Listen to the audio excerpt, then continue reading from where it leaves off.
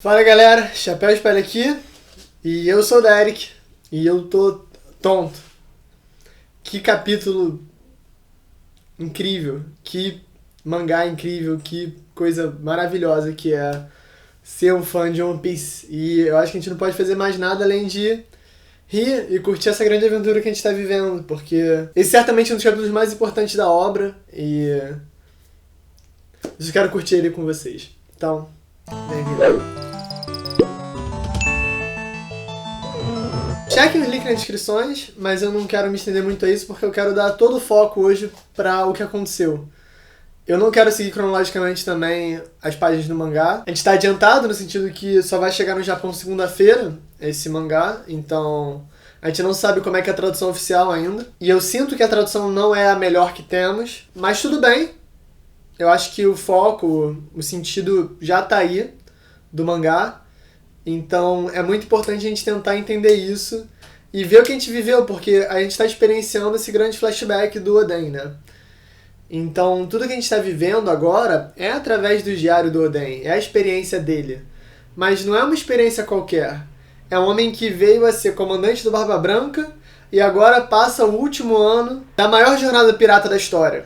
Ou talvez da história recente, né? Porque o Joy Boy chegou a Laugh Tale há 800 anos atrás, a gente não sabe exatamente como é que foi, mas a gente tem a dimensão da situação, né? Bom, vamos começar então falando dos 4 Broad Poneglyphs. Essa foi uma diferença na tradução importante que a gente vai descobrir, mas eu acho que as duas significam a mesma coisa. Quais são as traduções que eu tô falando? Na OPEX, por exemplo, o Roger fala que o Barba Branca deu um Broad Poneglyph pra ele, mas a tradução em inglês, que foi a mais rápida que saiu, não menciona o Barba Branca. E fica meio que subentendido que é o da Ilha dos Tritões, porque a gente tem 4, né? Wano, Big Mom, Ilha dos Tritões e Zou. Então, o único desses 4 que poderia ser o Barba Branca que deu é o da Ilha dos Tritões. Fica o questionamento se a Ilha dos Tritões já estava sob proteção do Barba Branca nessa época e poderia ter sido uma espécie de barganha, ou se não tem nada a ver essa tradução do Barba Branca, né? A gente não tem nem Raw em japonês pra perguntar pro nosso querido amigo Marco, The One Piece Theorist, pra ler pra gente. Mas o que eu quero dizer é o seguinte: ou veio realmente dele dos Tritões, é só isso, era um Road Poneglyph que estava lá e deixou de estar, né? Quando o Luffy chega só tem a carta de desculpa do Joy Boy. Ou o Barba Branca podia ser o dono do território, né? O protetor do território da Ilha dos Tritões e ter meio que deixado o Roger ler, tirar uma cópia, enfim. Dar a localização do Road Poneglyph pra ele, seguir a jornada dele, como uma cortesia, talvez, descobrindo, né, que o Roger vai morrer em breve. E aí o Oda faz questão de mostrar como isso é tudo uma grande aventura, muito divertida, e bota Binkasu no saco, todo que tipo, na verdade começa com Yo, Yo, e esse momento no anime vai ser assim, eu tô arrepiado só de imaginar, porque a música me deixa arrepiado, né? A música significa tanto pra gente, porque um dos flashbacks mais emocionais, um dos flashbacks mais maravilhosos, mais emotivos, poderosos de toda a obra, envolve a Labum e o Brook e Binks no Sake, e virou esse marco de One Piece. E aí o Oda convida a gente a ver isso de novo, só que desse aspecto feliz, assim, pirata, aventureiro, que é meio que a essência da música, mesmo sendo uma música que talvez remeta a gente um pouco de tristeza, é uma música feliz em um sentido. E a gente vai passando pelas ilhas, a gente passa por várias ilhas que a gente já viu anteriormente. A gente passa, por exemplo, por Tequila Wolf, que é a ilha do flashback da Robin. A gente passa, né, obviamente, por Water 7, eles mencionam o Skypiea. E a gente vê também, né, a tripulação interagindo, Buggy brigando com o Shanks. Tudo isso faz parte da aventura, né? E a cantoria, e o mamute. E a gente tá no meio dessa aventura, indo descobrir esse grande mistério. E é exatamente o que a gente tá vendo agora, quer dizer, agora, há anos, né? Com One Piece, essa grande aventura, essa grande pirataria, essa grande diversão que é. E por que eu tô dando tanta ênfase nessa questão da diversão?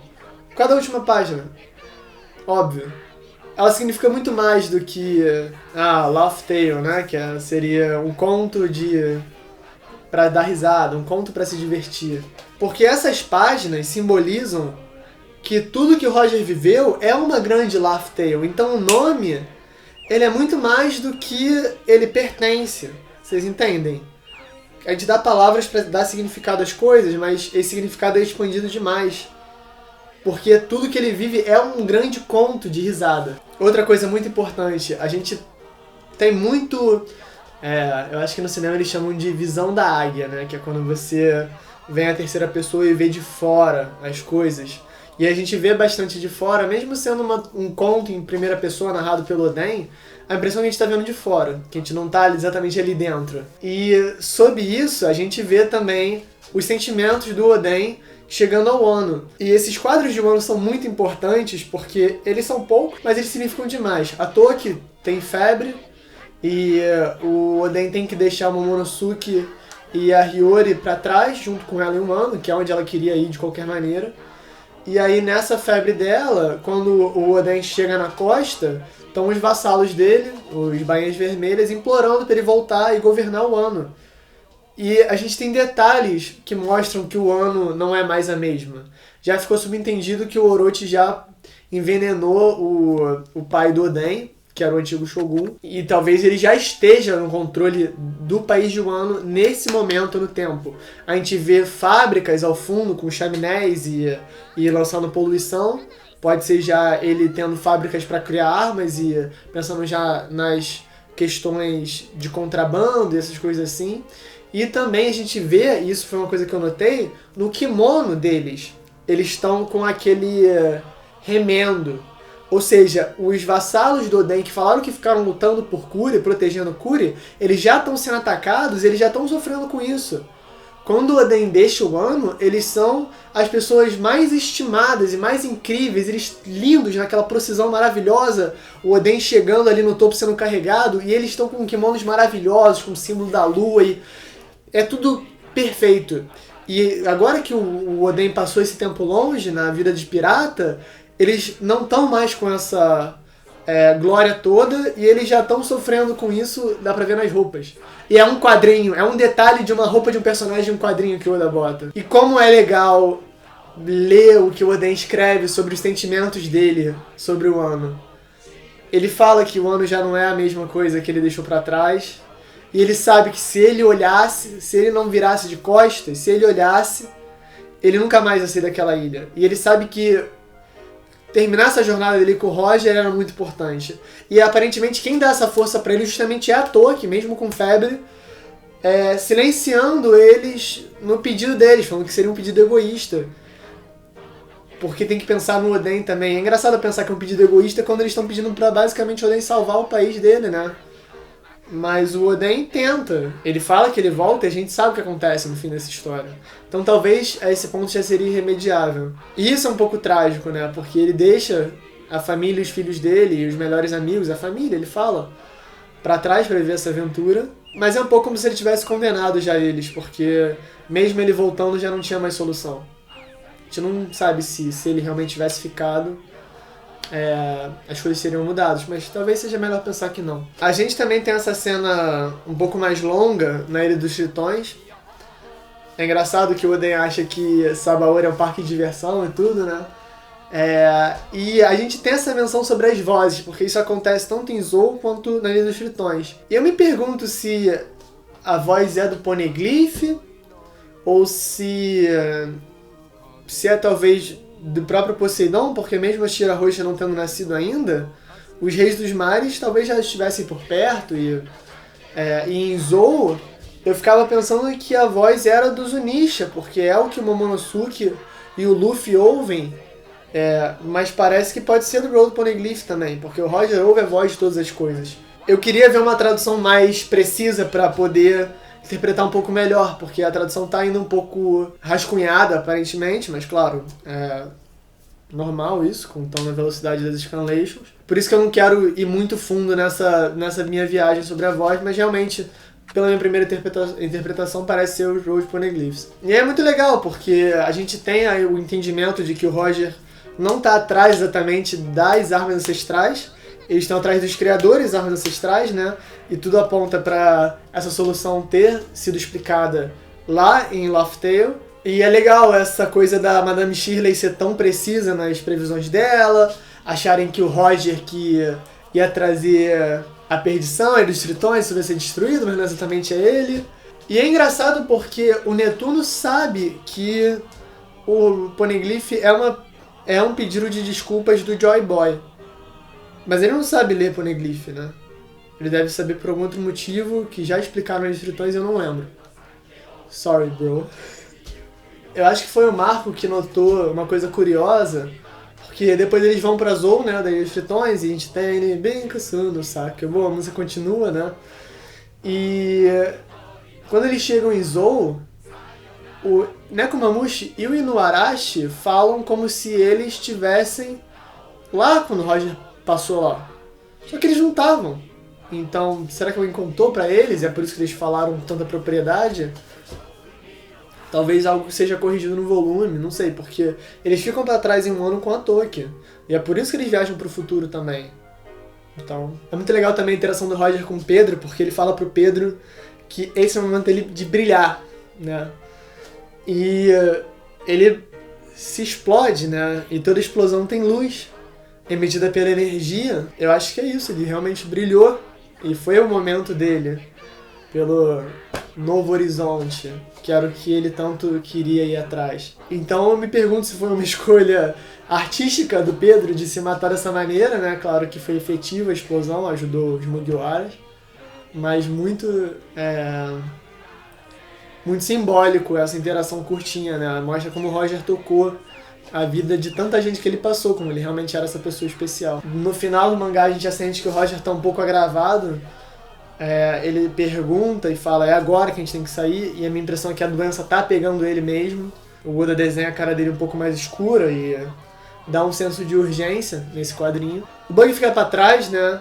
E eu não sei se é inventado ou não essa brincadeira da doença ser igual a do Sop, de não conseguir descer na ilha. Mas o Shanks também fica, né? Fica subentendido isso. E isso é bom, né? É bom ter um Yonkou que não tava em Laugh Tale e já sabe de tudo. Isso adiciona mais coisa. E o Oden escreve que ele não sabe se foi sorte ou azar do Bug dele ter pego essa doença. E isso me deixa muito curioso, porque vamos falar agora da natureza do tesouro que o Joy Boy deixou em Laugh Tale. Eu não quero chamar ele diretamente de One Piece, porque não é mencionado diretamente que é o One Piece. Eles falam, quando o tesouro deixado por Joy Boy, que apareceu 800 anos atrás naquela ilha, foi deixado aos pés de Roger, ele riu. E nós rimos também. E então, a minha impressão é que esse tesouro não é uma coisa só divertida ou legal, ou eu acho que pode ser uma risada um pouco irônica, ou não tem o que fazer, ou não tem jeito, ou, sabe? Imagina que seja uma coisa tipo, como até mencionaram no post do Reddit, uma solução para derrubar o governo mundial, mas que dure um tempo, usando as armas ancestrais, uma coisa assim. E o Roger não tinha mais tempo para seguir esse sonho, e talvez a tripulação não quisesse seguir esse sonho sem o Roger. Aliás, nem é um sonho exatamente do Roger derrubar o governo mundial, né? Ele quer outra coisa. A gente vê os jornais reportando como ele vira o Rei dos Piratas, porque ele chega em Laugh Tale, que é a última ilha. A gente vê o Oden escrevendo no diário dele, falando que eles descobriram tudo. Sobre o século perdido, sobre as árvores ancestrais, o significado do nome dele. Ele aprendeu também como o ano é conectado com o passado especificamente. E aí a gente tem essa última página com essa risada de boca aberta, porque o Roger ri perante o tesouro que ele tanto buscava, né? É isso que está escrito, na verdade. O tesouro que ele tanto buscava. E aí todo mundo ri também. E eles decidem chamar a ilha de Laugh Tale, né? Conto de risada. Já teve a romanização confirmada como canon depois do Stampede sair, que foi o filme que revelou, porque tinha o Eternal Log Pose pra Laugh Tale, só que era feito. E me impactou muito quando eu li. E eu não consigo ler ainda essa última página sem ficar arrepiado, porque a gente tá há tanto tempo nessa aventura, tanto tempo esperando pra descobrir o que é One Piece, e ainda falta bastante tempo. Mas a gente já viu alguém reagindo a One Piece, sabe? E foi o Gold Roger, o cara que chegou lá, e a tripulação toda dele riu, e ele riu também. E o que será que é? Eles já tinham descoberto tudo sobre o século perdido, todos os grandes mistérios de One Piece. O Oda escreveu e falou, tem uma solução. Tem uma explicação. Ele falou especificamente isso. A gente não vai ter um final aberto, a não ser que ele não mostre pra gente a explicação. Então, o fato de ele ter rido, e isso é tão condizente com a personalidade dele, e do Luffy, tudo que eles viveram, e É engraçado como One Piece é esse mundo enorme que acontecem coisas maravilhosas, mas também muitas tragédias. E eu sinto que muito do tema de One Piece é você aprender a rir na frente de adversidades. É literalmente uma coisa que os D fazem. E talvez uma coisa que a gente devesse almejar mais na nossa vida real, não levar adversidades a sério, mas entender que às vezes só ficar muito agravado, muito triste, muito mal com as coisas, claro que é uma coisa emocional normal, não necessariamente seja o melhor pra gente. Às vezes a gente tem que aprender a rir dos nossos próprios defeitos, dos nossos próprios problemas, das nossas próprias situações insolucionáveis. A gente não tem controle sobre tudo. E ver esse homem grandioso que é construído desde o início de One Piece, né? O Gold Roger, o maior pirata de todos os tempos, rir perante o maior tesouro de todos os tempos, só mostra como não existe solenidade, não existe obrigação, não existe falsidade, nem ritual em One Piece. One Piece é uma coisa pura, e talvez One Piece seja uma coisa pura, e a reação do Roger foi uma coisa pura. Então eu acho que é isso que a gente tem que tirar, como ser verdadeiro consigo mesmo, talvez seja como o Roger foi verdadeiro consigo mesmo, e como é um grande tema de One Piece, como isso se manifesta diretamente com esse maravilhoso último capítulo do ano. Então, gente, muito obrigado de paixão por terem ficado até aqui. Curtam, deem um like, vejam nossos outros vídeos. Feliz ano novo pra vocês e que curtam muito essa vida, que também é um grande conto de risada. E é isso, galera. Valeu.